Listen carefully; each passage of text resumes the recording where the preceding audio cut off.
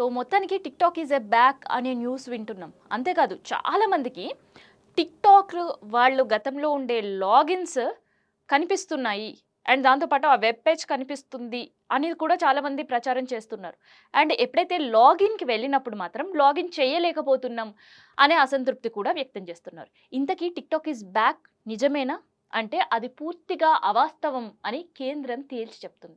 అయితే China, India మధ్య దౌత్య సంబంధాలు బలపడుతున్న సమయంలో టిక్‌టాక్ ఈజ్ బ్యాక్ అని కేవలం అది ఊహాగానం మాత్రమే. ఇప్పటికీ కూడా యాజ్ ఆఫ్ నౌ కూడా ఇంటర్నెట్ సర్వీస్ ప్రొవైడర్‌లో అన్‌బ్లాక్ లిస్ట్‌లోనే టిక్‌టాక్ ఉంది.